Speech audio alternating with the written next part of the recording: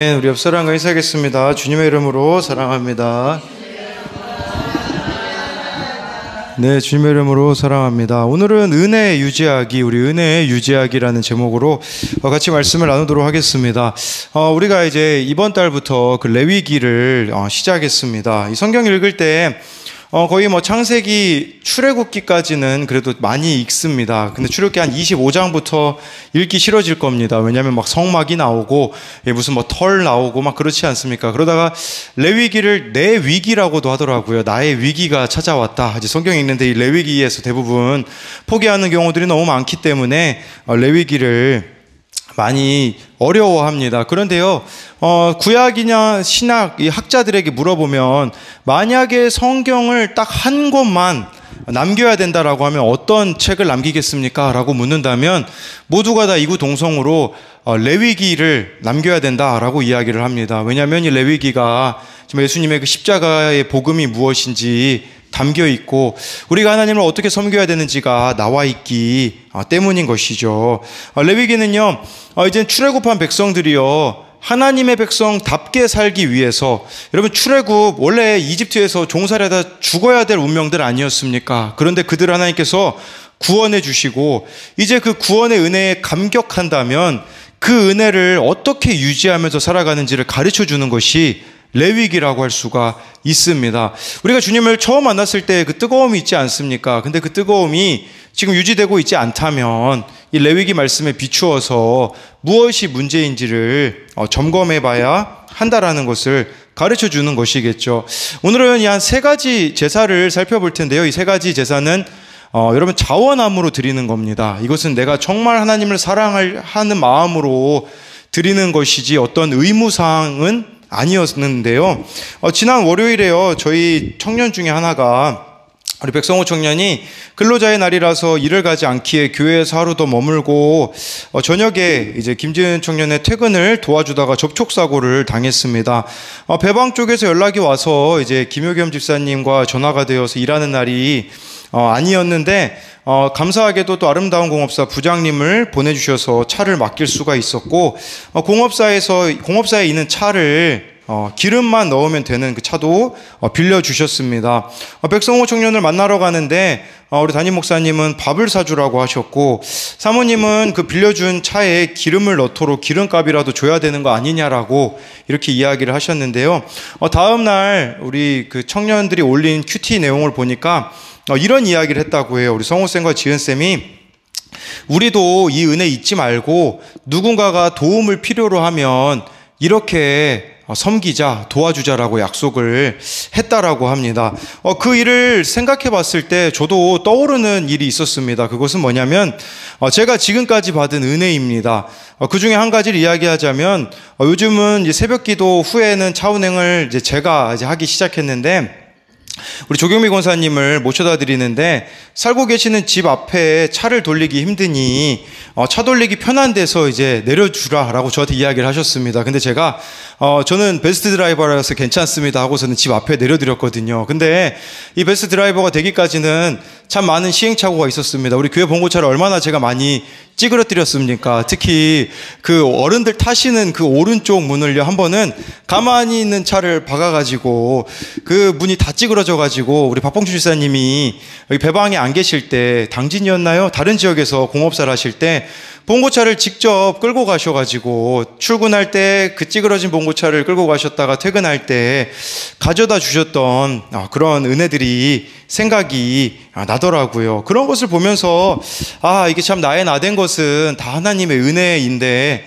우리도 그렇지 않습니까? 지금까지 우리가 이렇게 삶을 살아오게 된 것이 하나님이 베풀어 주신 은혜인데, 근데 문제는 그 은혜를 우리가 지금 기억하며 살아가고 있느냐라는 것입니다. 그런 의미에서 그 은혜를 잊지 않고 살아가기 위하여 하나님께서 출애굽한 백성들에게 주시는 말씀이 바로 이 레위기 말씀입니다. 우리 1, 2절 말씀을 같이 읽어보겠습니다. 시작. 여호와께서 회막에서 모세를 부르시고 그에게 이스라엘 자손에게 말하여 이르라. 너희 중에 누구든지 여호와께 예물을 드리려다 가족 중에서 소나 양으로 예물을 드릴지니라. 하나님께서는요, 회막에서 모세를 부르십니다. 회막은요, 만남의 장소라고 볼 수 있는데요. 저와 여러분들이 이 하나님의 은혜를 놓치지 않기 위해서 필요한 것은요, 회막입니다. 정말 여러분들이 하나님과 단독으로 만나고 있는 공간과 시간이 있느냐라는 것이에요. 그렇기에 저희 교회 어느 청년에게 그런 이야기를 해줬어요. 그 청년은 좀 이제 우울증을 좀 심하게 앓고 있는데 그런 얘기를 해줬어요. 내가 만약 한 달 동안만 정말 새벽기도 나와가지고 말씀을 전심으로 보고 전심으로 하나님 앞에 기도하면 나을 수 있다라고 이야기를 해주었거든요. 그러니까 저 참 그렇더라고요. 저도 그래요. 오늘 괜찮더라도요, 내일 주님과의 만남이 없으면 금세 흔들릴 수밖에 없는 존재가 바로 제 자신임을 너무나 잘 알고 있습니다. 그렇기에 회막이 필요한 것이죠. 이 회막은 말씀과 기도로 정말 하나님을 만나는 그런 삶의 공간들이 여러분들 가운데 있느냐라는 것입니다. 2절 말씀에 보니까요, 지금이야 우리가 헌금을 드리지만 그 당시 하나님께 예물을 드리고 싶으면요, 가축 중에서 소나 양으로 예물을 드렸다라고 이렇게 드리라고 하나님께서 말씀해 주시는 거예요. 짐승이 아닙니다. 짐승 중에서 드리라가 아니라 가축 중에서 드리라는 것은 무슨 말이겠습니까? 여러분들이 어려서부터 키운 그 가축, 그거를 드려야 했다라는 것이죠. 예를 들어 여러분들이 사냥을 해서 짐승을 잡아서 하나님 앞에 드린다면요, 큰 뭔가 마음의 요동이 일어나지 않을 겁니다. 그러나 생각해 보십시오. 여러분들이 어려서부터 키운 그 짐승, 그 가축을 하나님 앞에 드릴 때에는 온갖 정이 이미 들었기 때문에 드릴 때 그 느껴지는 마음이 다를 것임을 봐야 된다라는 것이겠죠. 저 이걸 보면서 어린 시절의 기억 두 가지가 떠올랐는데, 하나는 제가 기억하기로는 제가 어렸을 때 우리 교회에 그 흰색 봉고차가 있었던 걸로 기억이 납니다. 근데 그 차가 너무 오래되어서 이제 폐차 시키러 갈 때 저희 어머니가 하셨던 말이 기억이 나요. 그 차를 폐차시키러 가는데 이렇게 눈물이 나셨다고. 차라도 내가 그 차에서 정이 들었기 때문에 이 차가 없어진다라는 것에 눈물이 나셨다라는 것이 생각났고요. 또 한 가지는 저희가 그 구성전에 있을 때 개를 키우지 않았습니까? 그 진돗개 진이라는 개를 키웠었는데, 얘가 완전 풀어놓으면 막 난리가 나가지고 어쩔 수 없어서 저희 할머니 댁으로 보냈습니다. 거기 가면 좀 이제 시골이니까 괜찮겠지 했더니 밭을 막 헝클어뜨리고 그래가지고 우리 할머니가 개장수에게 이렇게 팔았다는 안타까운 비보를 전에 들었거든요. 그때도 사모님이 하셨던 얘기가 기억이 나요. 그럴 줄 알았으면 그냥 키울 걸, 이런 이야기를 하셨던 게 기억이 나거든요. 그럼 가축이라는 것은요, 그런 겁니다. 내 마음이 담겨 있고 함께 보낸 시간이 있기 때문에요, 이것을 드린다라는 것은 결코 쉬운 게 아님을 보여주고 있는 것이 아니겠습니까? 그렇다면 이 가축을 어떤 방식으로 하나님께 그 당시 예물로 드렸는가가 3, 4절에 보면 나와 있는데요. 우리 같이 읽어보겠습니다. 시작.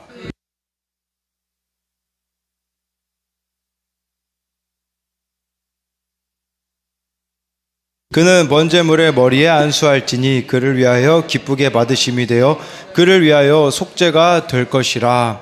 네, 여기서 이 번제는요, 하나님 앞에 전부를 태워서 드리는 제사였었습니다. 전부를 태워서 하나님께 올려드리는, 그래서 소를 드릴 수도 있었고요, 양을 드릴 수도 있었고, 염소를 드릴 수도 있었고, 비둘기를 드릴 수도 있었습니다. 각자 형편에 맞게 하나님께서 이 번제를 드리도록 하셨어요.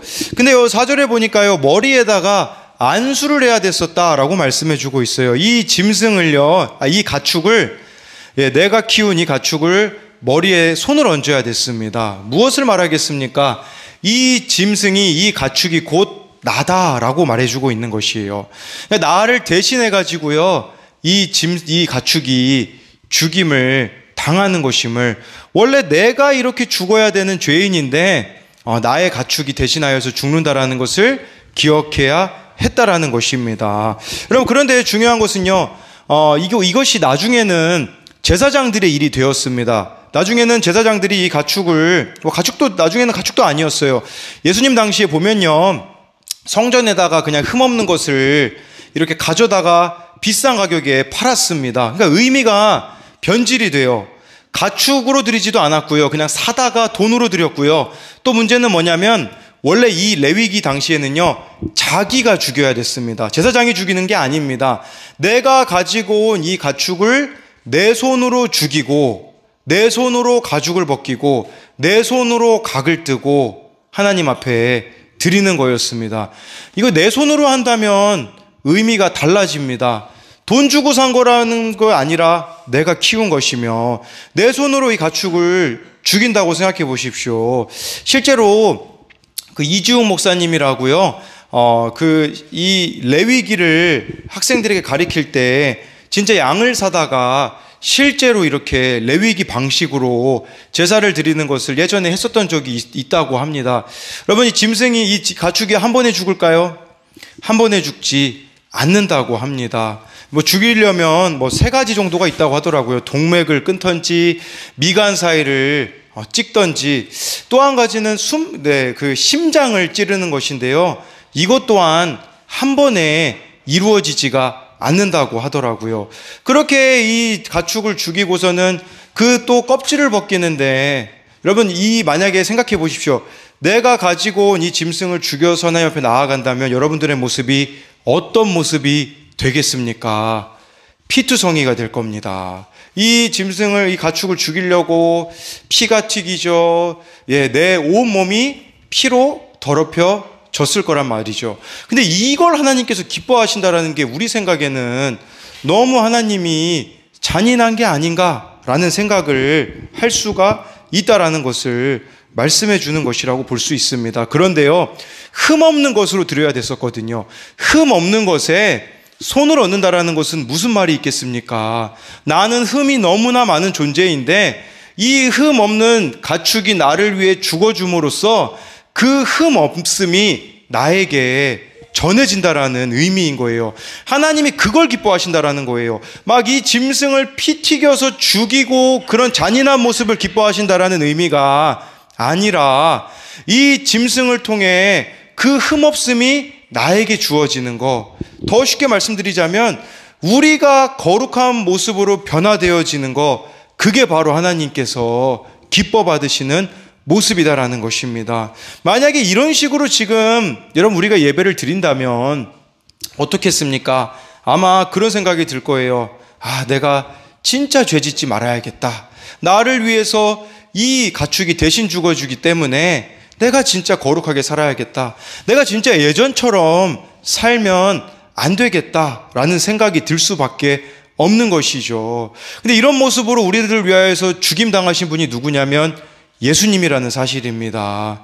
마치 도살장에 끌려가는 그 양처럼요, 아무 말씀도 하지 않으시고 십자가에서요 각이 뜨이셨잖아요. 채찍질 당하시고 벌거벗은 그 수치스러운 모습으로 피와 물이 흘러나오는 그 철철 흘리는 사랑을 우리가 안다면 절대로 우리는 이 은혜를 잊을 수가 없다라는 것입니다. 근데 이 십자가의 은혜를 지금 내가 잊었다라는 것은 무엇을 말하는 것이겠습니까? 내가 죄인임을 까먹어버렸다라는 뜻이 될 수가 있는 것입니다. 여러분, 진짜 우리의 사명은 언제 시작되는 줄 아십니까? 이 십자가의 은혜를 기억할 때입니다. 더 구체적으로 말씀드리자면 내가 죄인이라는 것을 깨닫는 그 하루하루가 사명자로서의 삶이 시작된다라는 것입니다. 그럼 이사야를 읽어보십시오. 이사야 6장에 보면요, 하나님께서요 이사야를 만나 주시거든요. 그때 이사야의 고백이 무엇인 줄 아십니까? 이사야 6장에요, 화로다 나여 망하게 되었도다. 나는 입술이 부정한 사람이고 부정한 백성 중에 거주하고 있다라고 말하지 않습니까? 무슨 뜻이겠습니까? 아마 이사야는요 이런 마음이 있었던 것 같아요. 하나님이 나를 선지자로 불러주셨으니까 내가 뭔가 대단한 사람이기 때문에 불러주셨겠지. 근데요, 하나님의 그 임재 안에 들어가게 되어지니 어떤 반응이 일어나게 됩니까? 내가 죄인이구나, 망하게 되었구나, 입술이 부정한 사람이구나, 그것을 깨닫게 되어지니 그때 주님의 음성이 무엇입니까? 누가 나를 위하여 갈고 했을 때 그때 이사야가 제가 가겠습니다. 이사야는요 백성들하고 자기가 다른 줄 알았던 거죠. 나는 부정한 사람이 아니야, 나는 죄인이 아니야. 근데 하나님의 그 영광 중에 나아가게 되니 깨닫게 된 사실이 내가 죄인이구나, 망할 수밖에 없는 죄인이구나 라는 것이 깨달아지자 주여 나를 보내소서, 내가 여기 있나이다 라고 고백하지 않습니까? 그것이 바로 우리들이 십자가로 나아가는 그 은혜를 기억하는 모습은 바로 다른 것이 아니라 내가 죄인이라는 것을 깨닫는 것이라는 겁니다. 선한목자교회 원로 목사님으로 은퇴하신 유기성 목사님이 예전에 어느 집사님이 찾아온 적이 있다고 합니다. 결혼 전에는 자기가 이런 사람이 아니었는데 결혼하고 나니까 남편과 자녀들이 속썩여가지고요, 자기가 너무 거칠게 되었다고, 너무 이렇게 강팍하게 되었다고 유기성 목사님에게 이야기를 했다고 합니다. 그때 유기성 목사님이 뭐라고 대답을 해주셨냐면요, 이렇게 대답했다고 합니다.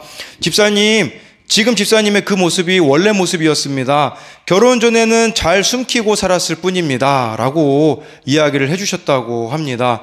남편 때문에 그렇게 된 게 아니라, 자녀 때문에 그렇게 된 게 아니라 원래 그게 집사님의 모습이었습니다 라고 하시면서 그런 이야기를 덧붙이셨어요. 예수님이 집사님 안에 계시는 삶을 살지 않으니 그렇게 탓하고 원망하고 사실 수밖에 없는 것입니다 라고 이야기를 해주셨다고 합니다. 마찬가지로요, 예수님이 내 안에 날마다 거하시지 않으면요, 우리는요 옛날 모습이 나올 수밖에 없음을 기억해야 한다라는 것입니다. 그렇게 날마다 이 십자가의 은혜를 기억함으로 거룩한 산 제물로 우리들을 주님 앞에 드려야 한다라는 것이겠죠. 그렇게 여러분들 보고 매일 우리가 강조하는 게 말씀을 봐야 된다, 기도해야 된다라고 말씀드리는 이유가 그래야 하나님께서 일하시기 때문이고 그래야 하나님이 원하시는 삶을 살아갈 수가 있기 때문입니다. 지난 주일에 우리 목사님께서, 담임 목사님이 말씀해 주신 것이 내 양을 먹이고 내 양을 치라고 하시지 않았습니까? 그때 우리 도연이가 이제 그 학교로 가기 위하여서 온양오천역으로 가고 있었는데 갑자기 우리 교회 초등학교 때 왔다가 지금은 중1이 됐는데 한 번도 교회 안 오고 있는 아이에게 연락이 왔다고 합니다. 근데 목사님이 전해주신 그 말씀, 내 양을 치라, 내 양을 먹이라는 말씀이 바로 설교 듣고 나갔으니까 떠올랐겠죠. 그래서요, 얘를 먹이고 또 청소년부 예배로 데려가야겠구나 해가지고요, 롯데리아에 가서 햄버거를 사주고 그 청소년 아이를 청소년부 예배에 데려왔거든요. 그 모습을 봤는데, 근데요, 이게 참 하나님의 세팅이 완벽하다라고 말씀드릴 수 있는 이유는, 우리 교회 그 정윤이가 또 그 아이랑 친하거든요. 근데 원래 정윤이가요, 청소년부 예배를 올 때 거의 한 2시쯤 오거든요. 1시 45분에 시작됐는데, 근데 그날은요 12시 반에 교회를 온 거예요. 미리 이 아이가 와 있다 보니까 그 중1짜리 아이가 와서도 집에 가지 않고 끝까지 예배를 드릴 수 있고 이렇게 연결되어진 모습을 보게 되어지면서 제가 깨닫게 된 게 뭐냐면, 그날들은 말씀을 바로 순종할 때에 하나님이 역사하시는구나 라는 것을 깨닫게 되었습니다. 그럼 마찬가지로요, 정말 우리가 하나님께 은혜 받은 자라고 한다면요, 우리 자신을 사도 바울이 로마서 12장에 말씀하고 있는 것처럼요, 거룩한 산 제물로 날마다 하나님 앞에 드려야 한다라는 사실입니다. 두 번째로는요, 자발적으로 드릴 수 있는 이 제사 두 번째는 소제입니다. 이 소제는요, 이 번제로도 드리기 힘든, 형편이 어려운 사람은요, 곡식으로도 드릴 수가 있었습니다. 그래서 그 가인과 아벨의 제사, 창세기 4장에 나오지 않습니까? 가인은 곡식으로 드렸고 아벨은 양의 첫 새끼로 드렸기 때문에, 어떤 사람은 그렇게 말하는 사람도 있어요.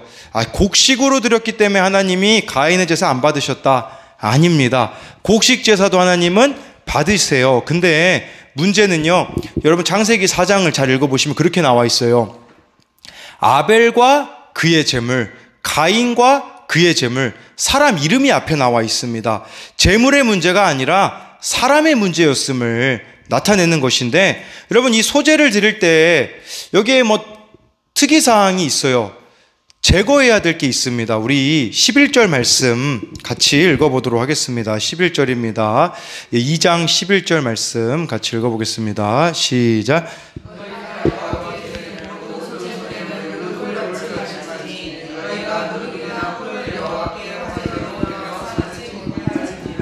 네, 누룩과 꿀은 넣어서는 안 된다라고 말씀해 주고 있습니다.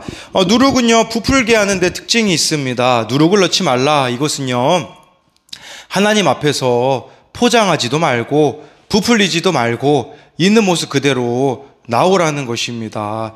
누룩은 또 죄를 상징하기 때문에 좀 하나님 앞에서 죄인된 모습 그대로 나와서 이 죄를 해결받아야 된다는 의미가 아니겠습니까?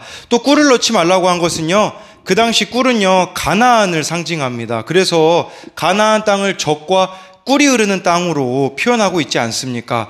근데 이 가나안이라는 것은 물론 약속의 땅이라는 의미도 있겠지만 세상을 뜻하는 것이에요. 왜 가나안 땅이 멸망당합니까? 이스라엘 백성들에 의해서. 답은 간단합니다. 그들이 타락했기 때문에 도구로 이스라엘 백성들을 사용하셨다라는 것은 우리로 말하자면요, 망하는 길로 향하는 세상 가치관을 버려야 된다. 또 이 꿀은요, 그 당시에 우상을 숭배했던 자들이 자신들의 신을 섬길 때 꿀을 바쳤다고 합니다.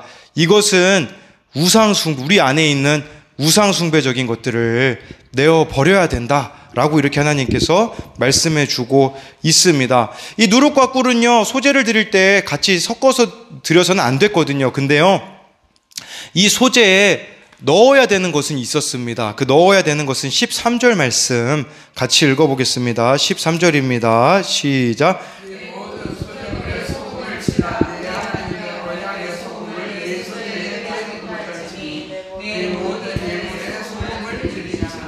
네, 이 말씀 보니까요, 내 모든 예물에는요, 하나님의 언약의 소금을 넣으라고 말씀해 주고 있습니다. 여러분, 이 소금을 넣어야 된다. 소금은요, 하나님 앞에서 우리가 변함이 없어야 된다라고 말씀해 주고 있는 것이에요. 그리고요, 여러분, 이 소금은 예수님께서요, 마태복음에 보면 너희는 세상의 소금이고 빛이라고 하시지 않았습니까? 세상의 소금이라는 것은 이 세상에 없어서는 안 되는 존재다. 또 소금이 여러분 맛을 내지 않습니까? 소금 없는 음식을 먹는다고 생각해 보십시오. 네, 우리 이예수 권사님 아마 드시지 못하지 않을까 싶습니다. 네, 이 소금이라는 것은 모든 음식에 들어가야 되는데 너희는 세상의 소금이다라고 예수님께서 말씀하시는 것은 쉽게 말하면 이런 의미예요. 예수 믿는 맛을 보여줘라, 이런 맛이에요. 내가 예수님 믿는 모습이 뭔지, 예수님 안에서 누리는 기쁨이 뭔지를 이 세상 가운데 보여주라는 것이죠. 이게 인생 사는 맛이거든요. 예수님을 아는 것이요. 근데 많은 사람들이 예수님만 믿는 그런 맛을 잃어버린 소금과 같은 자들이 얼마나 많이 있겠습니까? 그리고 여기서 중요한 것은요, 하나님의 언약의 소금이라고 말씀해 주고 있다라는 것은, 언약은 하나님과의 약속이지 않겠습니까? 변하지 않는 하나님의 약속이 무엇입니까? 바로 말씀이다 라고 할 수가 있는 것이에요. 여러분, 감정을 따라 신앙생활 하지 마시고요. 우리나라 사람들 같은 경우는 특별히 막 감정적으로 뭔가 뜨거우면 하나님이 은혜 주신 거라고 생각을 하는데요, 그것보다도 정말 그날 주시는 말씀이 내 마음에 부딪혀 오는 거, 그게 변함없는 진리이자 하나님의 언약의 소금이라는 것을 기억해야 한다라는 것입니다. 제가 화요일 오전이 좀 그래도 유일하게 좀 쉬는 시간이거든요. 월요일 날은 또 학교를 가야 되기 때문에, 그래서 어제 새벽 기도를 좀 마치고 좀 이렇게 쉬었습니다. 근데 이제 갑자기 전화가 왔어요. 어제 저 그 외사촌이 오기로 한 날이었는데 제가 까먹고 있었거든요. 빨리 저희 사모님이 준비하라고 하셔가지고 제일 먼저 이렇게 일어났을 때 제가 생각이 되어졌던 게 무엇이었냐면요, 오늘 내가 큐티 묵상 올리지 않았는데 그거부터 해야겠다 싶어서요, 빨리 씻고 나서 내려오자마자 제일 먼저 했던 게 뭐냐면, 여러분, 새벽 기도 때 제가 말씀을 설명하는데도 제가 그 말씀을 개인적으로 저에게 묵상하지 않잖아요. 비춰보지 않으면요, 아무 소용이 없더라고요. 그래서 그 말씀을 가지고 또 제 자신에게 비춰보는 거예요. 왜 비춰보냐? 오늘 그 외사촌을 만나야 되는데 해줄 말이 없거든요. 내 안에 주님이 주시는 이 말씀이 없으면요, 무슨 말을 해야 될지, 내 안에 은혜가 없으면 해줄 말이 없기에 그렇게 말씀 앞에 나아가니, 어제도 그 사촌하고 시간이 없어서 원래 더 이야기해주고 싶고 참 대화가 잘 됐는데 그렇게 많은 말들을 해줄 수 있었던 것은 다른 것이 아니라 여기 13절에 나와 있는 언약의 소금인 말씀이 제 안에 있기 때문이라는 것이에요. 그럼 마찬가지로요, 주님과 교제하며 그 친밀함 속에 우리가 살아가야지만 우리는 변함없는 소금과 같은 자가 될 수가 있다라는 것이에요. 그런 의미로 이제 오늘 저녁부터 이제 그 구역장님들의 이 모임이 시작되지 않습니까? 다 준비되어 있습니다. 제가 여러분들이 뭘 나눠야 될지 다 이제 컴퓨터로 쳤고요. 그냥 여러분 다 된 밥에 그냥 숟가락만 얹으시면 되도록 다 준비를 해놨거든요. 저는 구역 모임이 그렇게 되기를 원합니다. 아까 11절처럼요. 이 구역 모임이요, 그냥 누룩을 제거하는 모임이 되어서, 꿀을 넣지 않는 모임이 되어서 있는 모습 그대로 내가 솔직하게 이야기할 수 있는 그런 모임이 되고자 이 구역장 교육을 시작하는 게 아니겠습니까? 그리고 13절 말씀처럼요, 이 하나님의 언약인 말씀을 붙잡고 말씀을 나누고 그 말씀대로 우리가 서로 살아가자라고 이야기하는 곳이 구역 모임이 되어야 하지 않겠습니까? 주기철 목사님에 대해서 어느 목사님 설교를 통해서 들은 내용인데요, 주기철 목사님은요, 용맹한 분이 아니셨다고 합니다. 우리와 너무나 흡사한 연약한 분이셨습니다. 고문을 5년 4개월 동안 감옥에서 당하시는데, 여러 가지 고문 중에 제일 힘든 것이요, 2가지가 있었다고 합니다. 하나는 잠을 자지 못하게 하는 고문이었다고 합니다. 이 잠을 자지 못하니 비몽사몽해지기 때문에, 목사님이 그것을 두려워한 것은 비몽사몽하기 때문에 내가 혹시라도 이 신사참배를 하지 않을까, 또 신사참배를 또 입술로 그렇게 천황을 숭배하지 않을까, 그것이 목사님에게 고통스러웠었다라고 하더라고요. 다른 힘든 고문은요, 널빤지에 목사님을 놓고 못 움직이게 묶고 요도에 쇠꼬챙이로 찔렀다고 합니다. 그렇게 아랫도리를 저미는 고통에 기절하고 깨어나면 빨리 내 영혼을 거두어 가달라고 하나님 앞에 기도했다고 합니다. 그런 고문을 당하고 나면 감옥에서 소변을 제대로 볼 수가 없었다고 합니다. 이런 고문을 5년 4개월 동안 당하셨는데요, 고문만 당한 게 아니라 이 목사님을 회유하려고요, 주기철 목사님에게 틈틈이 가석방을 했다고 해요. 왜 가석방을 해줬냐면요, 풀어줄 때 목적이 있는 게 아니라 너희 가정이 어떻게 살고 있는지 가서 보고 오라는 거예요. 처자식이 굶어 죽어가고 있는 모습 보고 이제 그만 항복하라는 의미가 있던 것이죠. 그래서 가석방이 어느 날 되어서 목사님이 집에 돌아오셨는데 너무 배가 고프셨다고 해요. 그래서 어느 날, 그날 어머님이 어디서 구해다가 밥 한 상을 차려주셔서 먹었다고 해요. 그런데 밥을 먹고 있었는데 그때 바깥 대문을 순사가 빵 차고 들어왔다고 합니다. 방문을 열더니 주기철 나와 하고 소리 질렀는데요, 목사님이 당당하게 나가신 게 아니라 사시나무 떨듯이 떠셨다고 해요. 그리고요, 팔순 어머니 계시는 곳으로 뛰쳐 들어가셨다고 해요. 그러면서 어머니에게 이렇게 이야기했다고 합니다. 어머니, 저 같은 약졸이 변절할까봐 두렵습니다. 저를 위해 기도해 주십시오 어머니라고 이야기를 했다고 합니다. 어느 날 사모님이 면회를 가셨는데요, 보자마자 주기철 목사님이 사모님에게 이렇게 이야기하셨다고 합니다. 여보, 나 간밤에 꿈에서 주님을 만났어. 2달을 잠을 안 재우고 감옥에 끌려와서 고통 중에 누워있는데 목소리가, 주님의 이렇게 음성이 들렸다고 해요.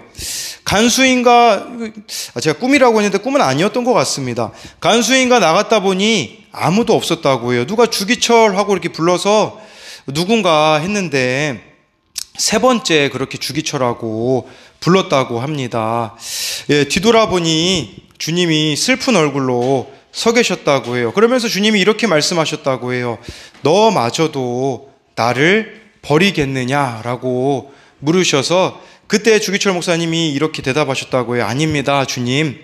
주님께서 나를 위해 물과 피를 십자가에 쏟으셨는데 제가 어떻게 주님을 버리겠습니까? 라고 이야기를 하셨다고 하고 그 길로 순교하신 것이 아닙니까? 여러분, 우리가 어떻게 이 소금이 될 수 있습니까?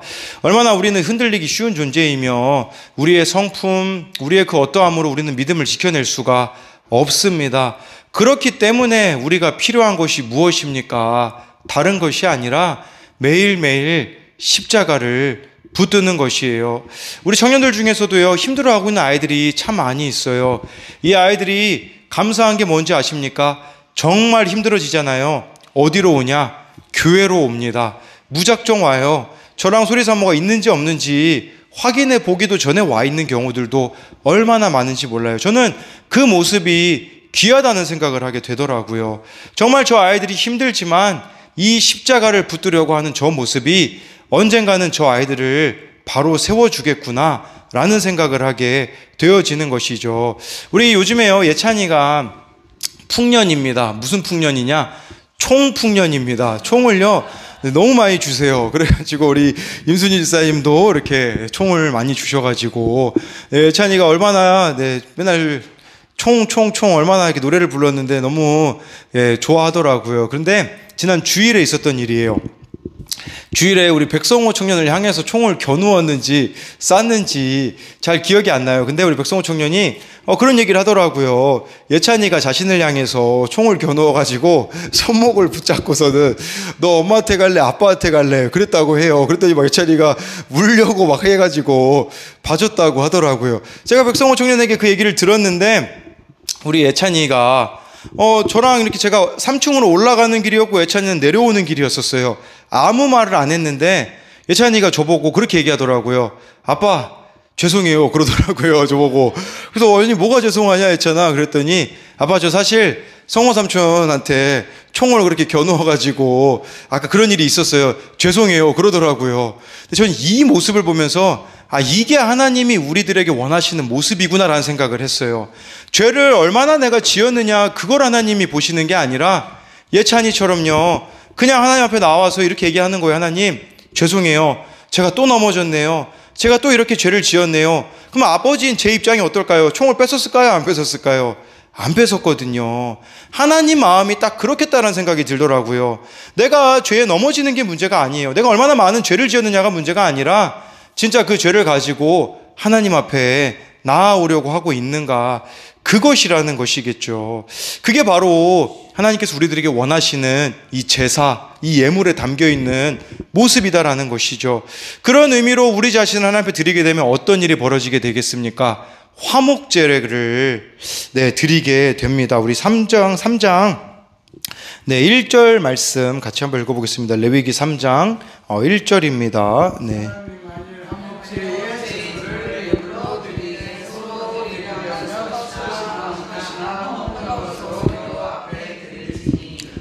여러분 이 번제나 소제나 정말 여러분들의 삶의 전부, 여러분 자신 하나님 앞에 드리게 되잖아요. 그럼 화목제로 나아가게 됩니다. 이 화목제는요, 특별한 게 있어요. 뭐가 특별하냐? 번제 같은 경우는 다 태워드리는 거기 때문에 제사장의 몫이 없습니다. 근데요, 이 화목제 같은 경우는 제사장의 몫이 따로 있고, 하나님께 드려야 되는 부위가 따로 있고, 남은 거는요, 다른 사람들과 나눠 먹어야 됩니다. 그래서 제가 보니까 이 화목제는 3가지 경우에 드렸다고 해요. 하나는 자원함으로 드렸고요. 두 번째는 내가 하나님과 약속한 서원을 끝내고서 화목제를 드렸는데, 이 2가지 경우에는요, 고기를 이튿날까지 다 먹어야 됐습니다. 그런데요, 감사함으로 드리잖아요. 감사함으로도 이 화목제를 드렸는데, 그때는요, 그날만 다 먹을 수 있어요. 한번 생각해 보십시오. 내가 소를 한 마리 잡았습니다. 하나님께 드려야 되는 부위를 뗐고요, 제사장에게 드려야 되는 부위를 떼고도 소를 잡았다면 엄청나게 많은 부위가 남았다라는 말이죠. 근데 감사제로 드렸을 경우는요, 그날 이 남은 고기를요, 사람들과 나눠 먹어야 되는 거거든요. 여러분, 이 소를 나눠 먹는다라고 친다면 어떻게 되겠습니까? 그날 다 나눠 먹어야 된다면 나랑 관계가 안 좋은 사람까지 나누어 줄 수밖에 없어요. 감사제로 드리는 거는 당일이라고 말씀드렸잖아요. 진짜 여러분들이 하나님의 은혜에 감사하잖아요. 그러면 무엇을 말하겠습니까?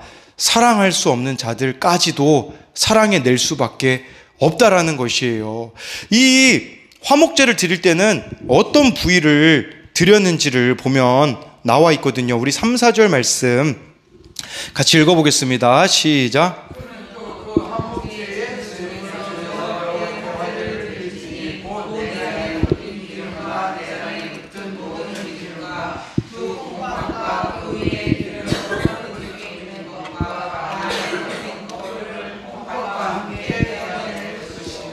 네, 크게 두 가지만 기억하시면 됩니다. 하나는요, 기름은 다 떼서 하나님께 드려야 되고요. 기름이고요. 두 번째 하나님께 다 드려야 되는 건 4절에 보면 콩팥입니다. 두 콩팥을 드려야 됐다라고 말씀해 주고 있습니다. 저는요, 그냥 이것은 뭐 저의 해석이기 때문에 콩팥은 맞을 수 있으나 기름은 틀릴 수 있습니다. 그런데 이 콩팥을 드려야 된다라는 것은 그 당시 사람들은요, 콩팥이 감정의 자리라고 생각을 했다고 합니다. 무슨 말입니까? 여러분, 왜 우리가 다른 사람 못 사랑합니까? 감정 때문이 아니겠습니까? 그런데 이 콩팥을 드리라는 것은 내가 느끼고 있는 그 감정 하나님께 드려야 된다라는 것이에요. 그 감정조차도 하나님께 드려야지만 우리가 사랑해낼 수 있는 게 아니겠습니까? 저는 이 기름에 대해서는 이거는 그냥 저의 해석인데, 기름은 나중에 성령의 그 기름 부음이라는 의미도 있기 때문에 저는 성령의 도우심이 되지 않을까 싶어요. 우리가 다른 사람 어떻게 사랑할 수 있습니까? 성령의 도우심이 아니면 절대로 다른 사람을 사랑할 수가 없어요. 작년에 했던 드라마 중에요, 그 우리들의 블루스라는 드라마가 있어요. 막 제주도에서 사람들이 살아가는 내용을 보여주는데, 거기 한지민이라는 배우가 나오는데요, 이 배우에게는 치명적인 약점이 있어요. 쌍둥이 언니가 있는데 이 쌍둥이 언니가요, 다운 증후군입니다. 근데 어머니가요, 12살 때 돌아가세요. 그러다 보니까 이 쌍둥이 언니를, 다운 증후군인 쌍둥이 언니를 자기가 돌봐야 되니까 어렸을 때 그런 적도 있었어요. 그냥 지하철에다가 이제 잠든 사이에 그 언니를 버리고 갔다가 찔려가지고 다시 가가지고 언니를 데리고 온 적이 있었거든요.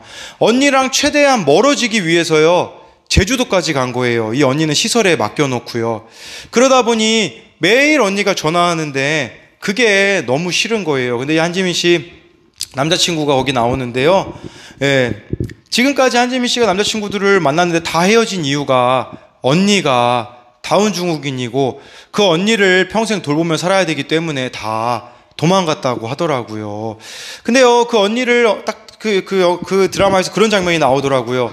언니를 데리고 그 한지민 씨 남자친구랑 셋이 제주도에서 식사를 하러 가는데, 이 언니가 다운 증후군이니까 돌발 행동들을 하잖아요. 막 이렇게 시끄럽게 하니까 다른 테이블에 있는 사람들이 막 이렇게 승질을 내고, 어떤 아이가 장애인이라고 막 놀리기도 하고, 그랬을 때 이제 한지민 씨가 그런 얘기를 하더라고, 자기 남자친구에게. 내가 평생 어떻게 살아왔는지 알겠냐라고 이야기를 하더라고요. 그냥 평생 다른 사람들이 이 언니로 인해서 자기를 바라보는 시선이 항상 좋지 않았기 때문에 평생 자기는 그런 시선에 어려움 가운데 살아갈 수밖에 없었다라고 이야기를 하는데, 저는요, 그게 드라마였었는데도요, 너무 제 마음에 찔림이 있더라고요. 제 마음에 마치 주님이 이렇게 물으시는 것 같았어요. 너 진짜 지금 너에게 맡겨진 아이들, 그 아이들의 입장에서 네가 사랑해 봤니? 라고 하시더라고요. 무슨 말이냐면요, 저는 너무 쉽게 답만 내렸어요. 야, 예수님께 니네들이 전적으로 의지만 하면 나올 수 있는데 너희들은 왜 예수님 못 붙잡니? 제가 어느 청년에게 물어봤거든요. 왜 예수님께 못 나오냐고. 그랬더니 그 청년이 그렇게 얘기하더라고요. 목사님, 저는요, 힘이 없어요. 저는 그렇게 항상 얘기했거든요. 아니, 그렇게 힘이 없으면 예수님께 나와야지라고 말했지만, 그 아이들은 예수님 붙잡을 힘조차도 없는 아이들을 향하여서 너희들은 왜 나처럼 예수님을 붙잡지 못하니? 라고만 답만 내리고 있었던 제 모습을 보게 되어지더라고요. 그러면서 마치 주님이 저에게 이렇게 물으시는 것 같았어요. 너 아빠 없이 살아봤니? 너 엄마 없이 살아봤니? 라고 물으시는데 할 말이 없더라고요. 이 아이들은 지금 태어나가지고 엄마 없이 살아가지고 지금까지 자란 아이가 있고, 또 말할 수 없는, 제가 당하지 않은 그 고통 가운데 있었던 아이들의 모습이 있는데 저는 제 감정으로, 제 생각으로 이 아이들을 사랑하려고 하니 사랑스러워 보이지도 않았고 이해할 수도 없었던 것이죠. 그런 제가 하나님 앞에 그렇기 때문에 드려야 되는 게 뭡니까? 기름과 두 콩팥이더라고요. 기름은요, 성령의 도움을 구해야 되는 거구나. 두 콩팥은요, 내 감정, 내 생각을 하나님께 드려야 되는 거구나. 내가 옳은 게 아니기 때문에 나 자신을 이렇게 하나님 앞에 드려야 이 화목제와 같은 사랑이 이루어지겠구나라는 것이 깨달아지더라고요. 마찬가지로요, 여러분, 우리 힘으로 어떻게 내 주변에 있는 사람 사랑할 수 있겠습니까? 그렇기에 하나님께 기름과 이 두 콩팥을 드려야 됩니다. 여러분들의 감정, 여러분들의 생각도요, 처절하게 주님 앞에 매달리셔서요, 내어 드리십시오. 내어 드리지 않으면요, 나 자신이라는 감옥에 갇혀서 지옥을 살게 될 것입니다. 그러나 주님 앞에 여러분들이 올려드리잖아요.